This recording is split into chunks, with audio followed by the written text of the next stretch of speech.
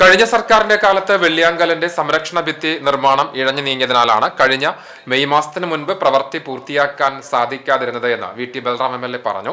സ്ഥലത്ത് സന്ദർശനം നടത്തിയ ശേഷം മാധ്യമങ്ങളോട് പ്രതികരിക്കുകയായിരുന്നു അദ്ദേഹം. പുതിയ സർക്കാർ അധികാരം ഏറ്റെടുത്തതിനു ശേഷം ഉടൻ തന്നെ കരാറുകാരെ വിളിച്ചു വരുത്തുകയും നിർമ്മാണ പ്രവർത്തനങ്ങൾ ദ്രുതഗതിയിൽ ആരംഭിക്കാൻ ശ്രമിച്ചുവെങ്കിലും മഴ മൂലം പ്രവൃത്തികൾ മുന്നോട്ട് കൊണ്ടുപോകാൻ കഴിയാത്ത സാഹചര്യമാണ് ഉടലെടുത്തിട്ടുള്ളതെന്നും നിലവിലുള്ള സാഹചര്യത്തിൽ സംരക്ഷണ ഭിത്തിക്കും ചുറ്റുമുള്ള പ്രദേശങ്ങൾക്കും മണ്ണിടിച്ചിൽ ആശങ്ക നിലനിൽക്കുന്നുണ്ട് എന്നത് യാഥാർത്ഥ്യമാണെന്നും എം.എൽ.എ. പറഞ്ഞു. നിലവിൽ ഗതാഗതത്തിന് പൂർണ്ണമായ നിരോധനം ഏർപ്പെടുത്തിയിട്ടില്ലെങ്കിലും ജനങ്ങൾ ജാഗ്രത പുലർത്തണമെന്നും വി.ടി. ബൽറാം നിർദ്ദേശിച്ചു. നിലവിൽ വലിയ കല്ലുകൾ ഉപയോഗിച്ചുകൊണ്ട് കെട്ടി താൽക്കാലിക സംവിധാനം ഒരുക്കുന്നുണ്ടെന്നും എം.എൽ.എ. കൂട്ടിച്ചേർത്തു. ജലസേചന വകുപ്പിലെ ഉന്നത ഉദ്യോഗസ്ഥർ അടുത്ത ദിവസങ്ങളിൽ സ്ഥലം സന്ദർശിക്കും.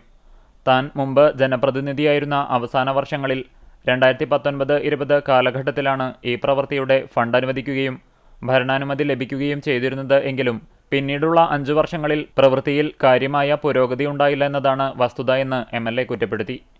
2018-19 കാലത്തെ പ്രളയ സമയത്താണ് ഇതിനു വേണ്ടിയുള്ള ഫണ്ട് അനുവദിക്കുകയും 2020 അതിന്റെ ഭരണാനുമതി ലഭിക്കുകയൊക്കെ ചെയ്തു.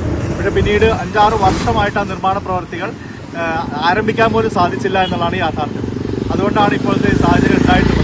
ഏതായാലും ഈ ഒരു മഴക്കാലം കഴിഞ്ഞതിന് ശേഷം നിർമ്മാണ പ്രവർത്തനങ്ങൾ പൂർണ്ണ അർത്ഥത്തിൽ തന്നെ എത്രയും പെട്ടെന്ന് പൂർത്തീകരിക്കാം എന്നുള്ള ഒരു ഉറപ്പാണ് കരാറുകാരിൽ നിന്നും ഇറിഗേഷൻ വകുപ്പ് ഉദ്യോഗസ്ഥന്മാരിൽ നമുക്ക് കിട്ടിയിട്ടുള്ളത്.